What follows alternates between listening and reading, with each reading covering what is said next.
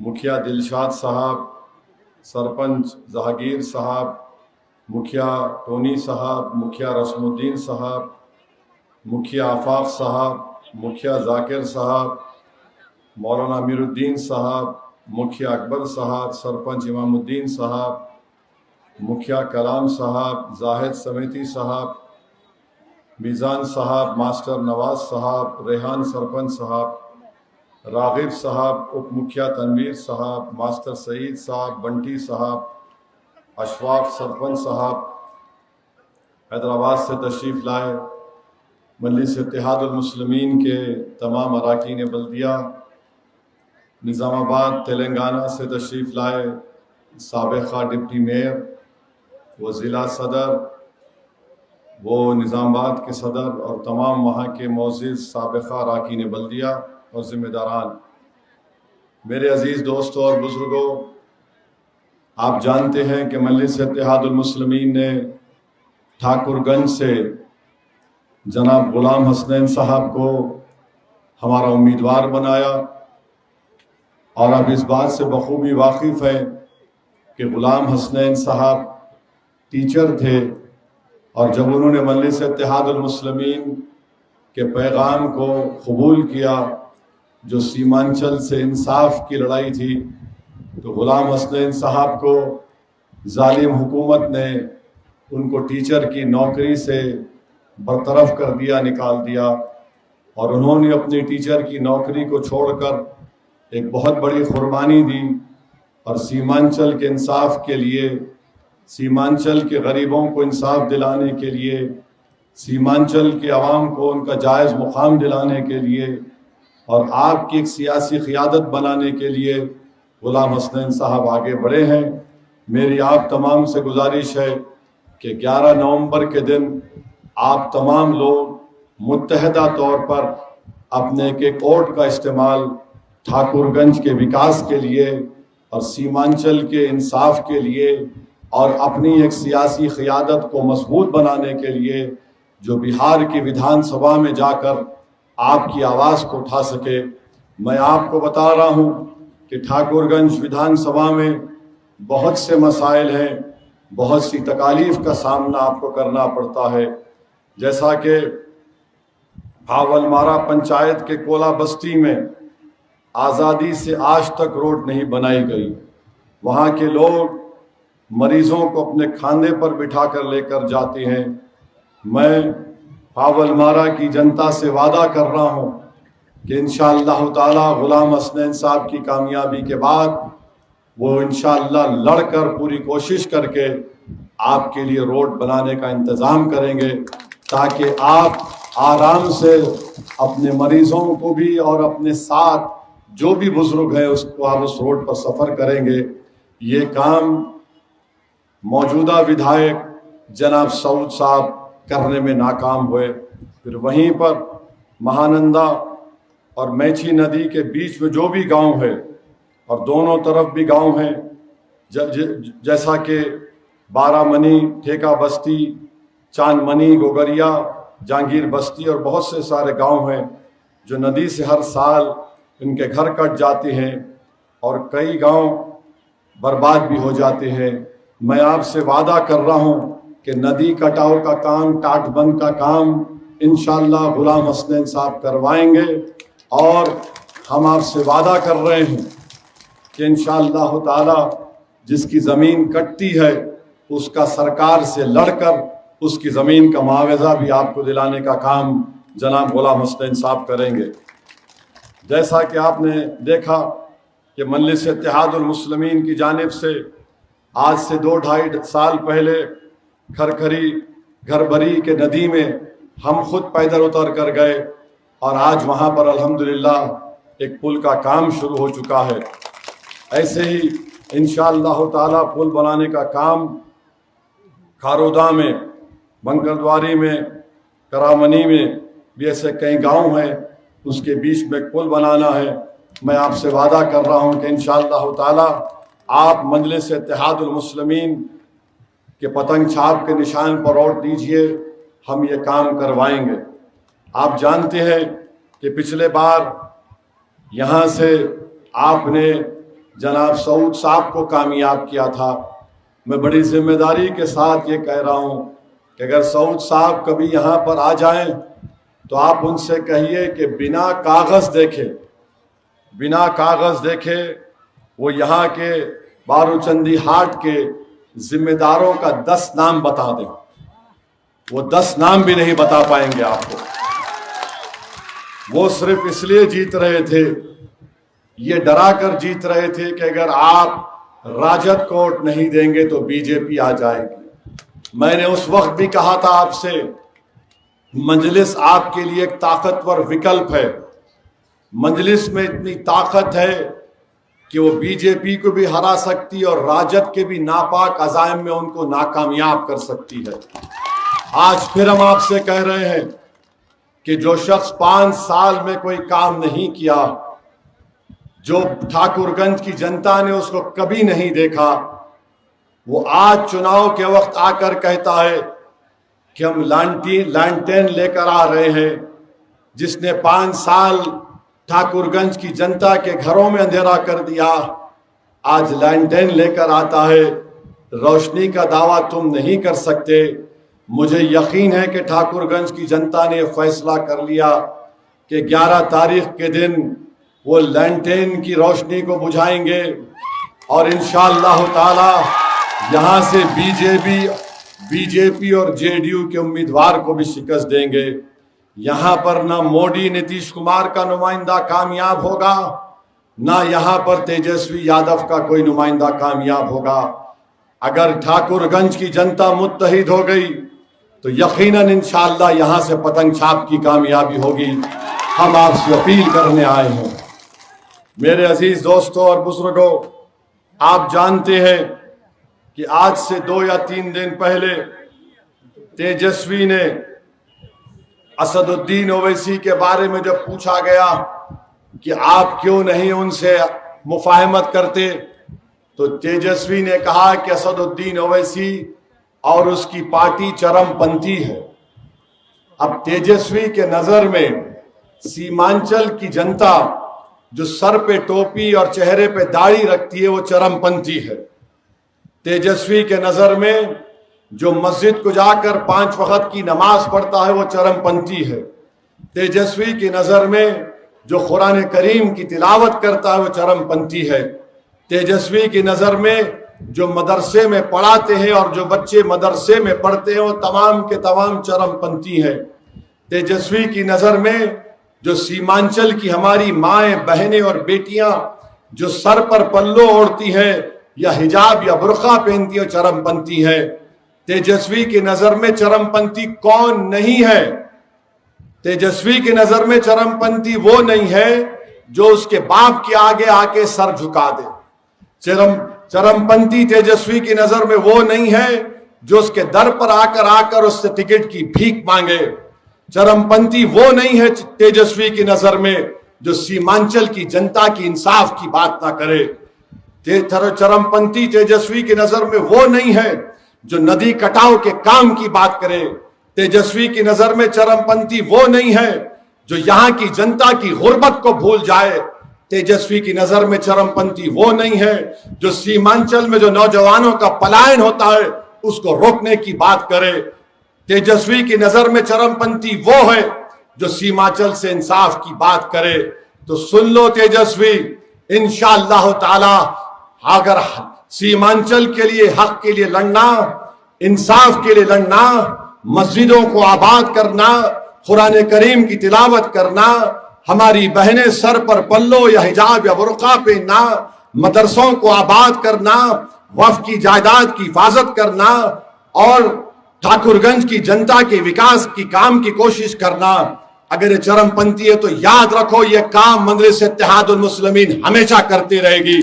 तुम कितना भी बोल लो, हम रुकने वाले नहीं हैं।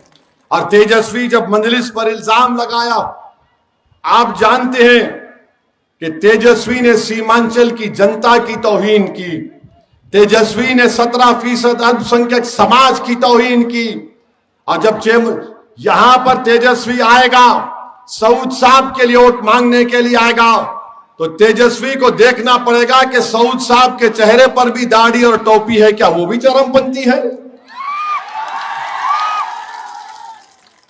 हमारे चेहरे को देखकर कहता है, तो तुम्हारे बगल में जो बैठा है, जो नाकारा निकम्मा था 5 साल, उसको क्या करोगे तुम? तो मेरे अजीज दोस्तों और बुजुर्गों, गुलाम हसनैन साहब एक हरकियाती शख्स हैं और तेजस्वी के चरमपंथी के इल्जाम का जवाब ओवैसी देता है। हम किसी का कर्जा नहीं रखते, चाहे मोदी, नीतीश कुमार या तेजस्वी हो। इनका बोलना यह है कि एक इनका विधायक था गोविंदपुर नवादा का, जो 2020 में, उसका नाम मोहम्मद कामरान था, 40,000 वोट से जीता। कितना? 40,000 वोट से मोहम्मद कामरान जीता। तेजस्वी ने उसको टिकट नहीं दिया, टिकट काट दिया। किसको टिकट दिया? कौशल यादव को दिया। और हमको चरमपंथी, आपको चरमपंथी कहता है। अब मोहम्मद कामरान की जगह पे कौशल यादव लड़ रहा है। गौरव बौरन, आपके एक विधानसभा है दरभंगा में, वहां पर अफजल अली को बुलाकर लालू यादव के हाथ से बी फॉर्म दिलवाया और जाकर वीआईपी के मल्ला पार्टी के सदर के भाई के लिए वोट मांगता है और कहता है कि अफजल अली खान को वोट मत दो, ये मल्ला के उम्मीदवार को वोट दो। ये चरमपंथी नहीं है।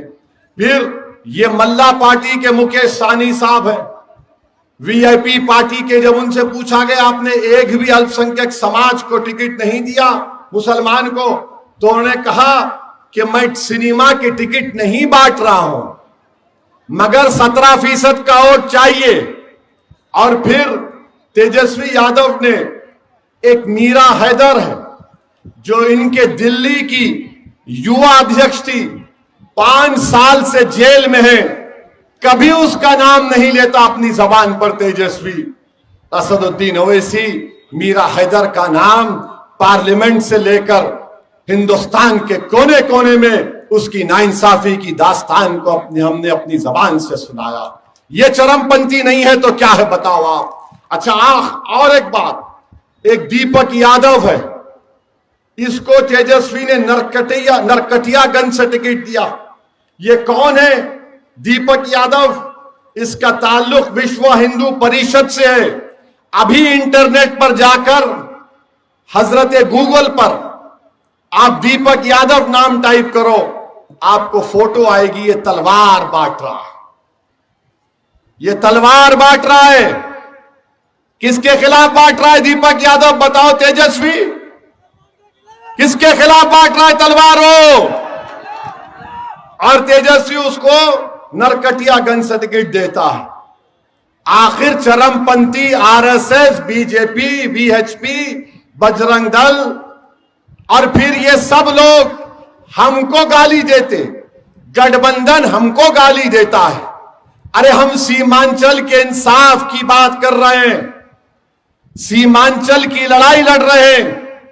यहां पर हिंदू भी रहता है, मुसलमान भी रहता है, दलित भी रहता है, थोड़ी तादाद में आदिवासी भी रहते हैं। हम सीमांचल भारत का सबसे पिछड़ा इलाका है। 20 साल से नीतीश कुमार की सरकार, नीतीश कुमार कभी मोदी के साथ तो कभी तेजस्वी के साथ और फिर मोदी के साथ। 15 साल लालू परिवार का मुख्यमंत्री, उससे पहले 20 साल कांग्रेस को सत्ता मिली। बताओ तुमने सीमांचल को इतना क्यों वीरान कर दिया? हम गांव में जाते हैं, गाड़ी से कभी सफर करते हैं, नमाज का वक्त होता है, रुककर मस्जिद में नमाज पढ़ते हैं। नमाज पढ़ के जब बाहर निकलते तो छोटे बच्चे 8-10 साल के खड़े होते हैं या 13-14 साल के। हमारी माँ और बहनें खड़ी हो जाती हैं, बुजुर्ग खड़े हो जाती हैं। हमारी आंखें तरसती हैं नौजवान बच्चों को देखने के लिए। जब पूछा जाता तो बताया जाता कि एक माँ का दिल का टुकड़ा अपने घर के चिराग को जलाने के लिए कभी हैदराबाद तो कभी मुंबई तो कभी दिल्ली तो कभी पंजाब तो कभी बंगाल में काम कर रहा है। और आज लैंटर्न लेकर आते हैं, लाइट रोशन करेंगे। मोदी आते हैं कि हम ये कर देंगे, सबसे बड़ी दुश्मनी बीजेपी, नीतीश कुमार और तेजस्वी को सीमांचल से है। तेजस्वी ने जो चरमपंथी की बात अपने जबान से कही, याद रखो ये नरेंद्र मोदी का छोटा भाई बन चुका है। इतनी फिरका परस्ती, इतनी तासुबियत, इतना घटिया बात तुमने कभी सोचा कि 17% की अल्पसंख्यक समाज की आबादी है बिहार में? तुम उनके वोट के बगैर तो मुख्यमंत्री तो छोड़ो, तुम सियासी तौर पर जिंदा भी नहीं रह सकते। जिस समाज को तुम आज कट्टरवाद कह रहे हो, आतंकवाद कह रहे हो, तुमने धोखा दिया। MY कहकर तुमने। मेरे भाई, हम आपसे अपील कर रहे हैं, ये लड़ाई मान सम्मान की लड़ाई है। जो आपको और हमको उग्रवाद कहता है, आतंकवादी कहता है, क्या आप उसको वोट देंगे? सोच समझ कर जवाब दीजिए, क्या वोट देंगे आप? ये लड़ाई अब VIP पार्टी का मुकेश साहनी बोलते हैं कि हम 3.5% हैं, उप मुख्यमंत्री हमारा होगा। मैं आपको बता रहा हूं, इंशाअल्लाह ताला अगर आप मुत्तहिद हो जाएंगे तो उप मुख्यमंत्री नहीं, सीमांचल का बेटा मुख्यमंत्री बनेगा इंशाअल्लाह ताला। अगर मल्ला का बेटा उप मुख्यमंत्री बनने का दावा करता है तो ओवैसी कहता है कि मोहम्मद अबू बकर और उमर अली का फातिमा का बेटा मुख्यमंत्री क्यों नहीं बन सकता? बताओ, नहीं बन सकते? जोर से बोलो, बन सकते हैं। ये बात हुई क्योंकि लोग आके डराएंगे।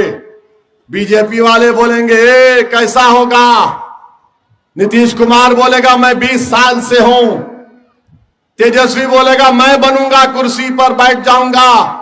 मेरे भाई, हम थक चुके इन लोगों को अपने कंधों पर बिठा बिठा कर हम पटना तक लेकर जाते हैं ताकि वो हमारे अरमान और हमारे ख्वाबों की खबर बना दे। सीमांचल को वीरान करके रख दिया।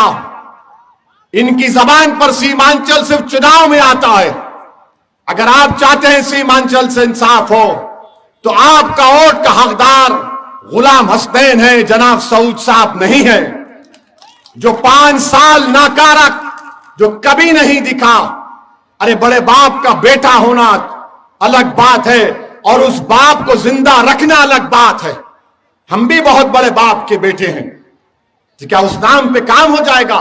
जमीन पे मेहनत करना पड़ता है, लोगों का दिल जीतना पड़ता है। मगर सऊद साहब कुछ काम नहीं किए और ये बोल रहे हैं ओवैसी वोट काट देगा, ओवैसी वो कर देगा। अरे अब तो तुम्हारे लीडर ने तो हमको चरमपंथी कह दिया। सऊद साहब तुम भी मंजलिस में आ जाओ, हारने के बाद हम वेलकम करेंगे तुमको। तो मेरे अजीज दोस्तों और बुजुर्गों, बहुत से काम ठाकुरगंज में करवाना है। जेडीयू का उम्मीदवार बीजेपी का उम्मीदवार है। क्या आप ऐसी पार्टी को डालने के लिए भी नहीं सोच सकते जिसने ऐसा काला कानून बनाया जिसके जरिए वक्फ को खत्म करना, मस्जिद को छीन लेना, दरगाह और खानखा को छीन लेना? बताइए आप, क्या ऐसी पार्टी को कोई वोट दे सकता है जो मस्जिद को छीनना चाहता है? वक्फ का कानून जब पार्लियामेंट में बन रहा था, आपकी आंखों ने देखा कि ओवैसी आपका बेटा, आपका भाई अकेला था। मगर मैंने अपनी 15 मिनट की तकरीर में पूरे दलील के साथ मोदी के सामने, अमित शाह के सामने, पूरे संसद में मैंने कह दिया ये कानून जो बनाया जा रहा है ये वक्फ को खत्म करने के लिए, मस्जिदों को छीनने के लिए, ये संविधान के खिलाफ है। और मैंने बीजेपी एनडीए के एमपीज की तरफ देखकर कहा ये काला कानून है, मैं उसको फाड़ कर उस कानून की कॉपी को पार्लियामेंट की जमीन पर फेंक दिया। तो मेरे अजीज दोस्तों और बुजुर्गों, एक बीजेपी का मंत्री है, कहता है कि बिहार के मुसलमान नमक हराम हैं, हमको वोट नहीं देते। अरे लोकशाही है, अवाम जिसको चाहे वोट देगी। और जो तुम आज करप्शन जो आम हो चुका है, बताइए क्या ब्लॉक के ऑफिस में गए तो 15,000 रुपये नहीं पूछे जाते म्यूटेशन रजिस्ट्रेशन के लिए। करप्शन होता है नहीं है, रिश्वत, सब रिश्वत आम हो चुकी है। विधायक जी और बाबूजी दोनों में मेल हो चुका है, ये लेते हैं और विधायक जी को देते हैं, विधायक जी भी खत्म कर लेते हैं। आप गुलाम हसनैन को कामयाब करो, इंशाअल्लाह ताला रिश्वतखोरी का खात्मा होगा ब्लॉक ऑफिस से। 20 साल से गरीबों का खून चूस रहे और मोदी जी कह रहे हैं भाइयों बहनों हम अपनी बहनों के अकाउंट में इतना पैसा डाल रहे हैं। मोदी जी आपके जेब का पैसा है या जनता का पैसा है, बताइए। अरे आप इतना पैसा डाल रहे हैं जितना लूटे आप 20 साल में, एक हमारी मां और बहन के अकाउंट में कम से कम 50,000 रुपये डालने का काम कर सकते थे आप। एक एक ब्लॉक ऑफिस से रोज की रिश्वत जो होती है 50 से 1 लाख रुपए तक होती है। अब सोच लो आप 5 साल 20 साल का हिसाब लगा लो, गरीबों का खून चूस चूस कर इन जालिमों ने बर्बाद कर दिया सीमांचल को। अब सीमांचल से इंसाफ की लड़ाई लड़ना है मेरे भाई। आपसे अपील करते हैं कि 11 तारीख के दिन आपको मंजलिस के पतन छाप के निशान पर बटन दबाना है। जिसने आपकी तौहीन की उसको आपको जवाब देना है। जो आपकी मस्जिदों के खिलाफ, संविधान के खिलाफ काला कानून बनाया, उसके खिलाफ आपको वोट देना है। तो 11 तारीख के दिन पतंग छाप को आप वोट देंगे, आपका इत्तेहाद मजबूत रहेगा, आप डरेंगे तो नहीं, आप लैंटेन की लाइट बुझाएंगे, आप बीजेपी को और जेडीयू को हराएंगे और जिसने चरमपंथी बोला उसको जवाब देंगे। तो लगाइए मेरे साथ नारा, सीमांचल जिंदाबाद, सीमांचल जिंदाबाद, बहादुरगंज की जनता जिंदाबाद, हमारा इत्तेहाद जिंदाबाद, पतंग छाप जिंदाबाद, नारे तकबीर। अस्सलाम वालेकुम व रहमतुल्लाहि व बरकातहू।